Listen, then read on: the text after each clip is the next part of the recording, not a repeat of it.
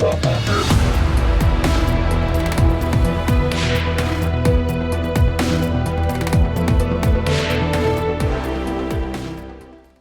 entretiens des patriotes, bonjour à tous. Zoé Sagan censurée pour des présumés bijoux de famille de Bruno Jeudi.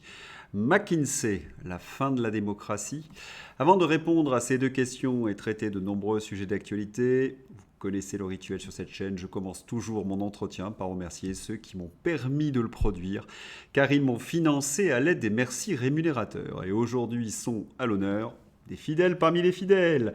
Ambrose France, Perry Nobody, ma chère Anissé, ma chère Yvette Poré, Richard Tellman, Philippe Bohen, Claire Dumay et Emmanuel Dimpre.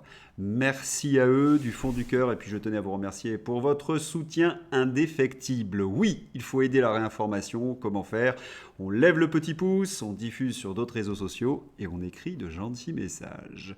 Élections. Êtes-vous satisfait de ces élections législatives ? 85% des lecteurs du Figaro ou ceux qui ont répondu à cette consultation répondent non. Il n'y a que 15% de satisfaits. Mais comment peut-on être satisfait de cette arnaque électorale ? Et j'ai l'impression la plus grande arnaque électorale de l'histoire de France. Et vous êtes d'ailleurs très nombreux à m'interroger sur le nombre de voix obtenues par le Rassemblement national. Parce que le Rassemblement national est le premier parti de France, puisqu'il a obtenu plus de 10 100 000 voix à ces dernières élections législatives. Il est suivi par le Front populaire, 7 millions de voix avec 182 sièges. Ensemble d'Emmanuel Macron, 6 300 000 voix. Et enfin, pour fermer le banc, les Républicains avec 1 400 000 voix et 45 sièges. Mais attention, pour le Front populaire, pour Ensemble et les Républicains, le nombre de voix qu'ont reçu leurs candidats ne représente pas précisément leurs militants. Il représente avant tout les castors, comme nous le signifie Philippe Murer. Les castors ont été très nombreux dimanche. 72% des électeurs du nouveau Front populaire ont voté pour un candidat Macron dans un duel Rassemblement national ensemble. 50% des électeurs Macron ont voté nouveau Front populaire dans les duels RN nouveau Front populaire. Mais attention, le nombre de voix atteints par ces partis ne représente pas leurs militants. Non, ils représentent les castors de la France insoumise au nouveau Front populaire. Autrement dit, Ensemble, le parti d'Emmanuel Macron, n'aurait pas dû dépasser 3 millions de voix. Les candidats macronistes auraient dû être éliminés massivement. Et au lieu de cela, ils obtiennent 168 députés.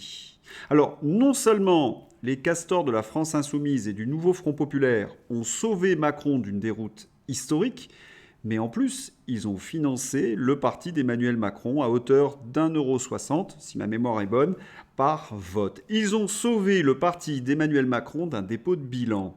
Et oui, Macron vient de toucher 10 millions d'euros grâce aux castors. Et dans les voix d'Ensemble, combien de procurations, de votes électroniques et justement de ces voix de la France insoumise ? Oui, nous avons assisté à la plus grosse arnaque électorale de tous les temps. Mais le pire vient de la partialité des journalistes, vous le savez, qui ont soutenu le narratif McKinsey de l'Élysée jusqu'au ridicule. Ils ont agité les peurs les plus démentes. Poutine allait entrer dans Paris avec ses tanks. La peste brune, oui, les heures les plus sombres de notre histoire étaient de retour. Bref, c'était la ruine. Bigre, il ne manquait plus que les sauterelles et la fin du monde. Mais cette partialité s'est particulièrement vue dans le dénigrement des candidats du Rassemblement national. Certes, Jordan Bardella l'a reconnu, certains étaient vraiment des ânes, et d'autres d'une naïveté confondante. Mais vous savez à quoi cela me fait penser ? Aux animaux malades de la peste. Vous avez donc des bandits d'Ensemble, des corrompus dont on tait les horribles affaires, et c'est haro sur le baudet du RN. À ces mots, on cria haro sur le baudet. Un loup quelque peu clair prouva par sa harangue qu'il fallait dévouer ce maudit animal, ce pelé, ce galeux, d'où venait tout leur mal. Sa peccadille fut jugée un cap pendable. Manger l'herbe d'autrui. Quel crime abominable! Rien que la mort n'était capable d'expier son forfait. On le lui fit bien voir. Selon que vous serez puissant ou misérable, les jugements de cour vous rendront blanc ou noir. Car en face des baudets du RN, il y avait quand même tous les truands de la Macronie. Doit-on rappeler le cas lourd Prisca Thévenot, ses mensonges, ses manipulations, sa violence envers ses subordonnés, et vulgaire avec cela.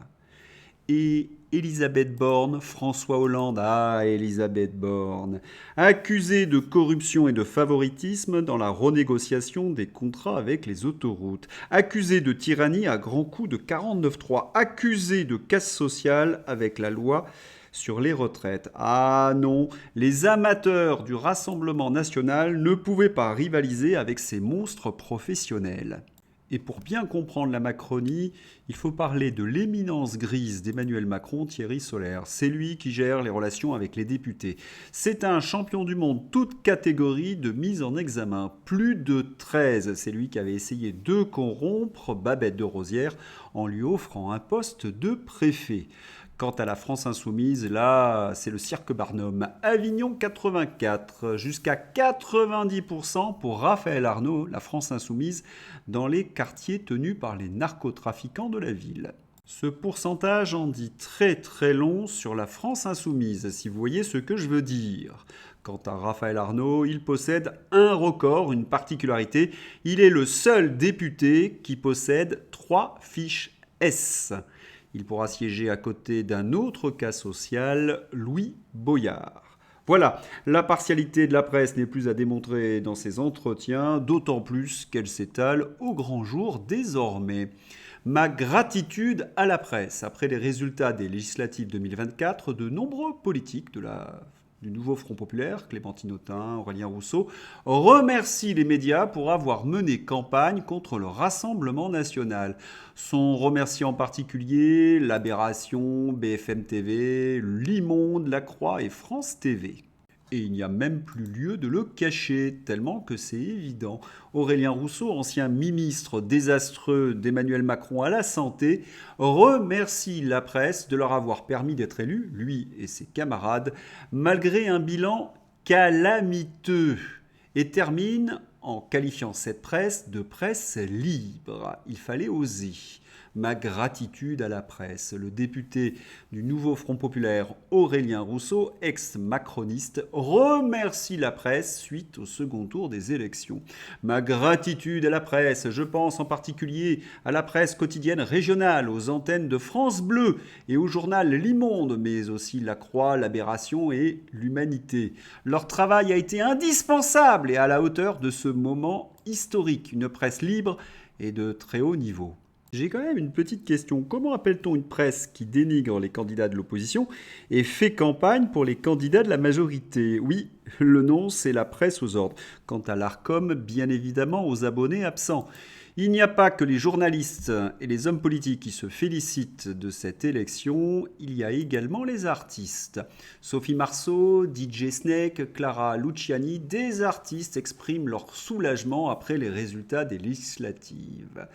Nous avons sauvé nos subventions et notre protection qu'on refuse aux autres. Franchement, les artistes contre le peuple, c'est tellement cliché. Vous m'avez posé une question. Pourquoi une grande partie des hommes politiques et des artistes défendent le pouvoir macroniste alors que tout le monde déteste Macron? Eh bien, ils sont tous dans la même barque. Ils ont peur du Rassemblement national. Charles Gave. Si un audit de l'État est fait, les 3/4 iront en prison. Ils volent. Voilà pourquoi ils ne veulent pas que le Rassemblement national passe. 40 ans de magouille. Illustration avec les subventions pour les migrants. L'an dernier, l'État a versé 736 millions d'euros à 1500 associations de soutien à l'immigration pour des missions d'accueil, d'accompagnement et d'assistance juridique. Ces 1500 associations sont de la France insoumise. Vous comprenez mieux pourquoi ils rendent l'ascenseur à Emmanuel Macron. Alors nous sommes bien en face de la grande magouille avec Mélenchon et Macron. C'est le pacte donc que les castors ont signé. Il y a parfois, comment dirais-je, des unes qui vieillissent mal en une seule journée. Je suis passé à République hier, c'était sur mon chemin donc j'ai traversé et je dois avouer que le spectacle de tous ces cheveux bleus qui avaient la certitude que grâce à leur mobilisation le nazisme venait d'être vaincu était fascinant de bêtises, comme cette une de l'Aberration. C'est ouf! C'est d'autant plus fascinant de bêtises qu'il était évident que le gouvernement allait diaboliser le Rassemblement national entre les deux tours et qu'il allait ensuite se retourner contre la France insoumise. Paul Midi, il l'avoue. La deuxième étape, après la diabolisation du Rassemblement national, c'est d'exclure la France insoumise pour qu'elle ne soit pas au gouvernement. Et c'est un refrain que l'on entend sur tous les plateaux de télévision, même dans les tweets de Bernard-Henri Lévy. Et oui, Bardella et Le Pen étant défaits, il faut maintenant diaboliser Mélenchon. Même refrain chez Bayrou. Bayrou appelle à une entente à l'Assemblée nationale qui va de la gauche, hors la France insoumise, jusqu'à la droite, hors RN. Il y a quelque chose de fascinant, c'est que ce plan était évident et qu'il avait été annoncé dès la dissolution, et notamment dans ses entretiens. Et ce qu'il y a vraiment de désespérant, c'est que les têtes vides de la France insoumise aient pu être, pour la 5e fois, les complices d'Emmanuel Macron.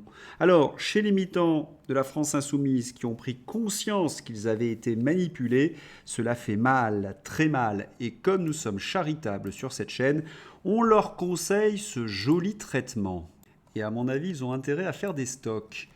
Faire des élections, soi-disant pour écouter les Français, parce qu'on croit qu'ils sont fachos, les perdre puis les voler parce que le résultat ne leur plaît pas. La Macronie est un furoncle infect accroché à la République. Darmanin, le Front populaire n'a pas gagné les élections. Oui, c'est vraiment la gueule de bois pour les électeurs de la France insoumise. Et cette nouvelle ne va pas leur plaire. Les rumeurs se font insistantes. Darmanin est envisagé comme Premier ministre par Emmanuel Macron. Si tel devait être le cas, déni de démocratie, République en piqué. Si ça se confirme, la gauche serait une nouvelle fois castorisée. Elle a aidé notamment à faire élire Darmanin. Allez, encore une petite dose de ce médicament. Et par les temps qui courent, attention au surdosage.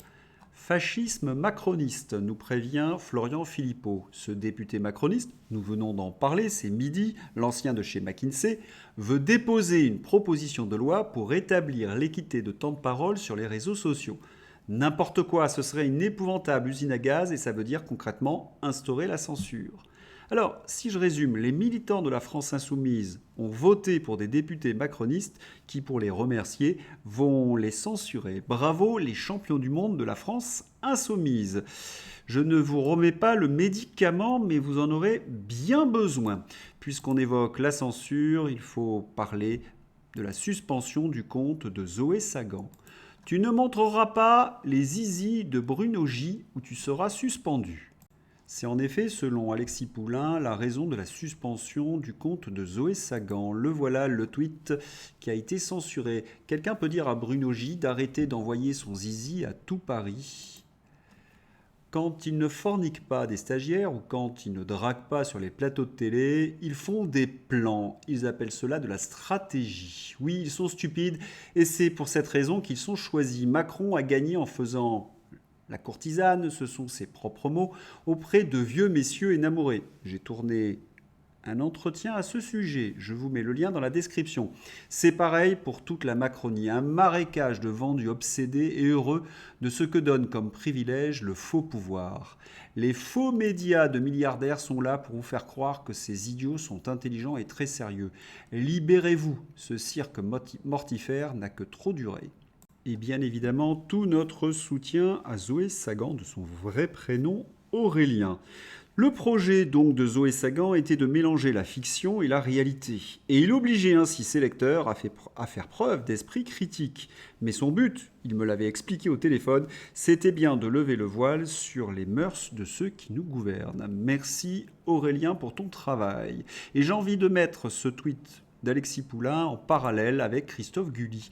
Préambule. L'impression est étrange. Les classes dominantes n'ont jamais autant concentré de pouvoir, accumulé de richesses, verrouillé le narratif politico-médiatique et, dans le même temps, n'ont jamais paru aussi faibles, incompétentes et ridicules. De leur côté, les classes populaires, pourtant reléguées économiquement et culturellement, n'ont jamais autant inquiété justement ces élites. Et avec 10 millions d'électeurs pour le Rassemblement national, cela ne va pas calmer l'inquiétude de ce milieu politique parisien. Allez, c'est le moment d'ouvrir la page fantaisie. Vous savez qu'Emmanuel Macron réfléchit à un nouveau gouvernement. Il y a des candidats. Pierre Palmade confirme qu'il accepterait d'être ministre des Transports pour remettre la France sur des bons rails.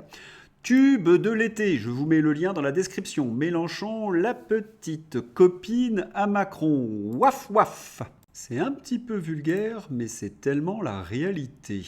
49.3. Dans le projet du nouveau Front Populaire, on lisait abroger le 49.3.